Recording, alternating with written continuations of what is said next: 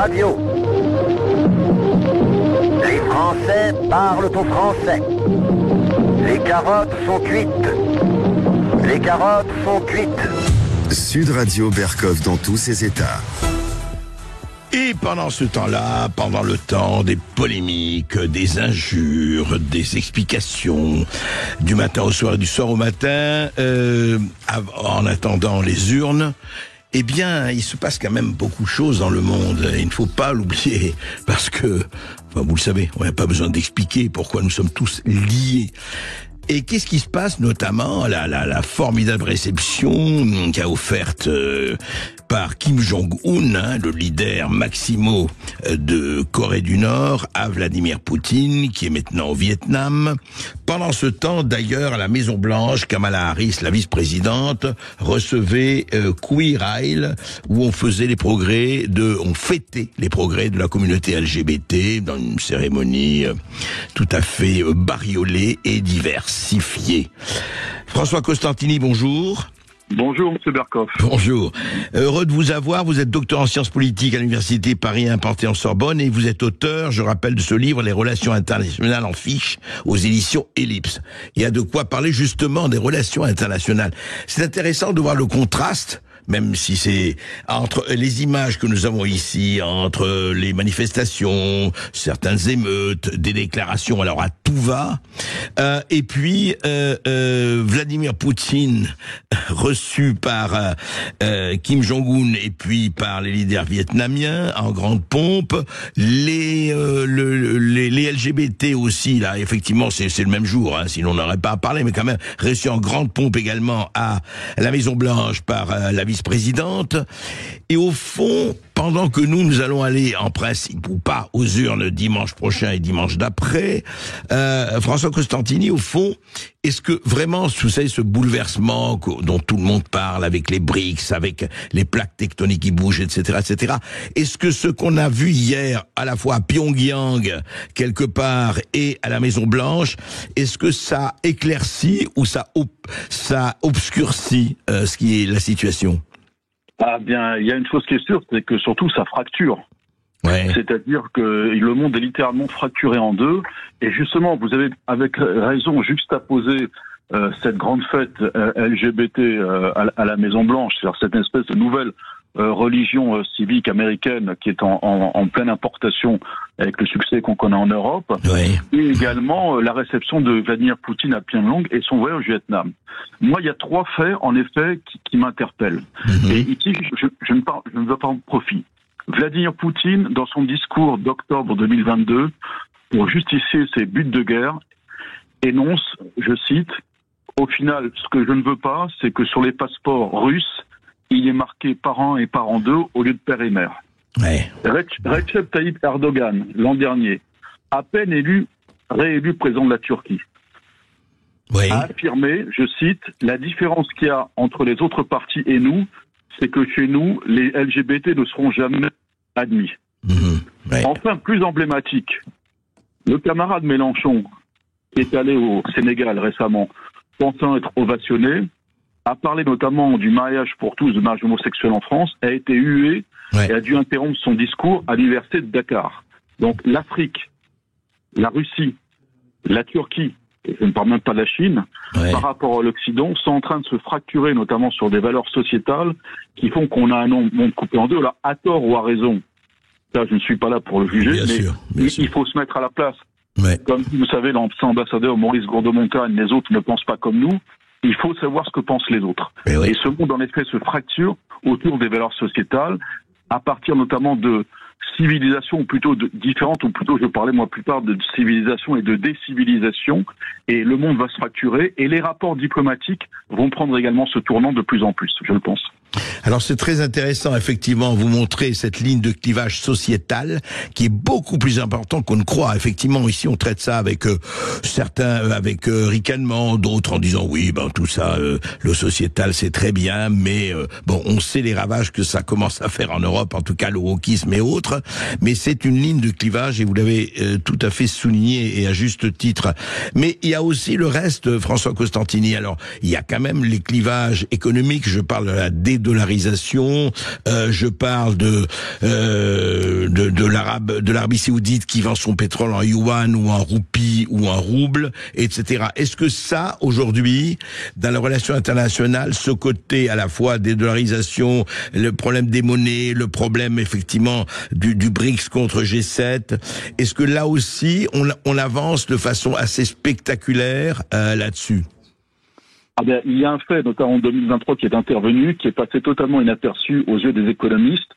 C'est qu'en termes d'agrégat de PIB, le PIB des BRICS a dépassé le PIB du G7. Voilà. Ouais. Je pense que c'est tout à fait révélateur. Ouais. Pour une raison, c'est que les pôles de croissance sont aujourd'hui en Asie, en Chine, en Asie, dans d'autres pays, et que la croissance des États-Unis et surtout l'Union européenne sont des zones de croissance faibles. Donc des zones véritablement d'appauvrissement, même si on ne voit pas. En effet, même si c'est un appauvrissement lent, en effet, ce sont des zones où on ne crée plus de croissance. Alors, il y a plusieurs choses, en effet. La dédollarisation de l'économie au plan tangible, je n'y crois pas pour l'instant. Pourquoi?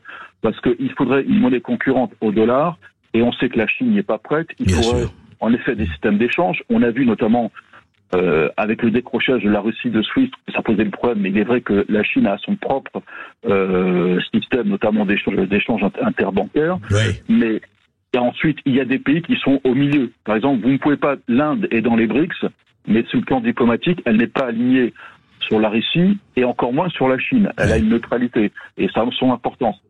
Ce qu'il faut retenir, à mon sens, c'est en effet une croissance qui se répand et un Occident qui se rétrécit de ce point de vue-là. Ouais. Au plan économique, au plan de la recherche. Je rappelle que la Chine est première pour les dépôts de brevets.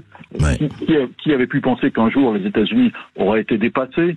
Qu'en termes de production d'ingénieurs, l'Inde est le premier pays, certes, ils sont presque 1,5 milliard, mais c'est le premier pays au nombre d'ingénieurs diplômés par an, et qu'en effet, il y a une désoccidentalisation, je pense, par le poids économique, par les mentalités, et surtout par le fait que l'Occident avait servi de matrice alors si ce n'est à la civilisation, du moins à l'organisation du monde aujourd'hui, est plus contesté. Les valeurs qu'elle a portées, les droits de l'homme, d'autres, etc., eh bien, ne sont pas des valeurs qui sont partagées dans le monde comme on pourrait le penser. Oui, et c'est à la fois intéressant et préoccupant d'une certaine manière, mais ça on pourrait en parler très longuement. Vous avez raison, François Costantini.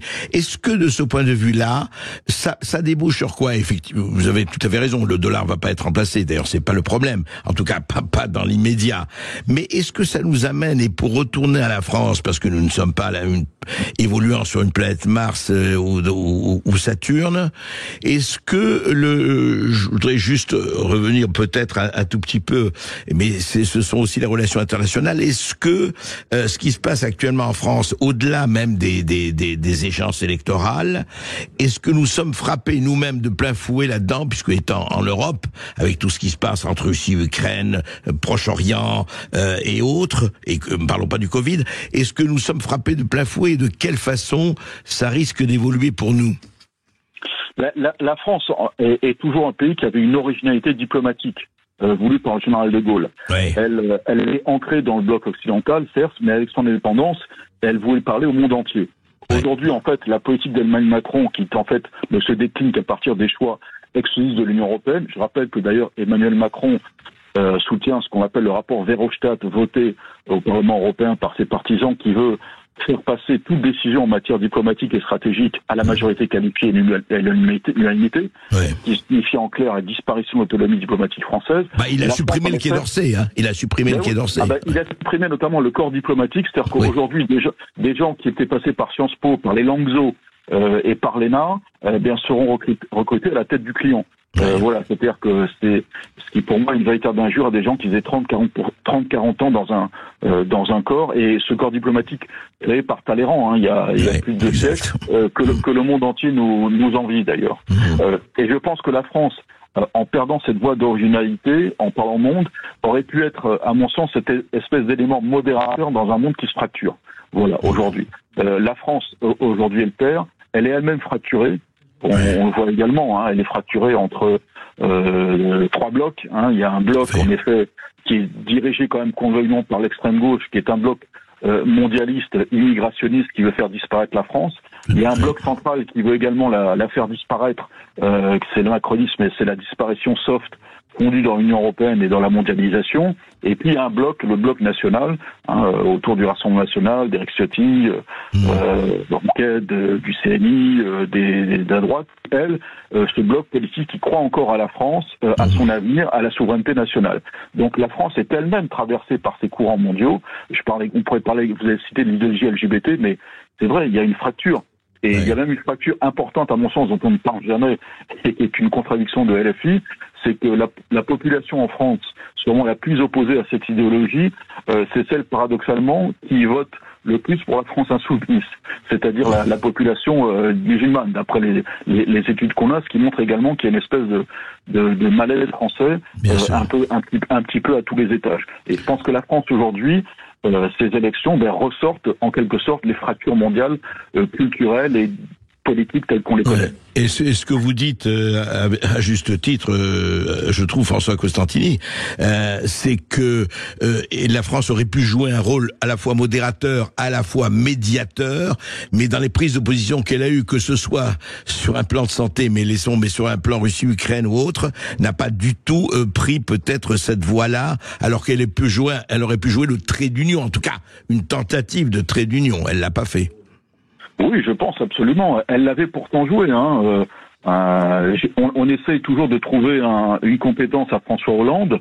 Le seul acquis peut-être, c'était les accords de Minsk II qu'il avait signés avec Angela Merkel, le président Poroshenko ukrainien et Vladimir Poutine, qui, je le rappelle quand même, reconnaissait la souveraineté ukrainienne sur le Donbass, ce qui n'était pas rien, mais prévoyait leur autonomie. Voilà. Oui, c'était pas ça. Et il faut ajouter effectivement que Hollande lui-même a dit qu'il n'a fait ça avec Angela Merkel que pour permettre à l'armée ukrainienne de se réarmer complètement. C'est-à-dire qu'il l'a admis. Voilà. Donc même cela, je sais pas si on peut le reconnaître.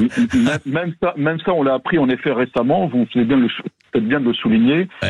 Et c'était en fait fait par une dose de cynisme, alors que ça aurait dû être un accord cadre qui aurait peut-être pu nous éviter le conflit dramatique que nous connaissons aujourd'hui. Tout à fait. Et c'est ça qui est. Et juste un mot.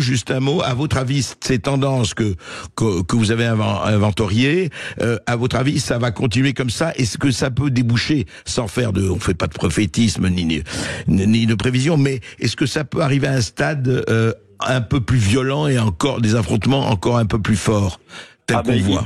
Oui. Ouais, il faut craindre en quelque sorte un certain nombre de fractures nouvelles, notamment au plan mondial. Pour plusieurs raisons. Nous avons eu la guerre froide, mais la guerre froide, cette fracture était artificielle. Il y avait le communisme et le monde occidental, et le communisme n'était pas accepté par des peuples. Or, aujourd'hui, vous avez des peuples également, y compris dans les régimes dits autoritaires, qui n'éprouvent pas pour autant les valeurs d'autres pays. C'est ça le problème. C'est que nous avons une fracturation, disons, qu'on pourrait qualifier de morale autour de ce qu'on peut appeler du malheur moral qui ne sont pas partagés, en effet.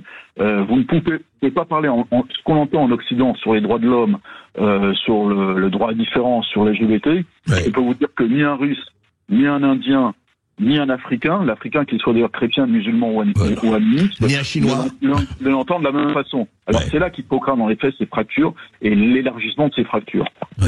Merci beaucoup, professeur Costantini. Et je rappelle Les Relations internationales en fiche, votre livre aux éditions Ellipse. Merci beaucoup d'avoir été avec nous. On va marquer une courte pause sur Sud Radio. On revient dans un instant avec André Berkoff. Et vous, 0826 300 300 pour intervenir.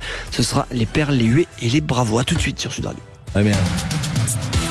Sud Radio Berkoff dans tous ses états, midi 14h. André Berkoff.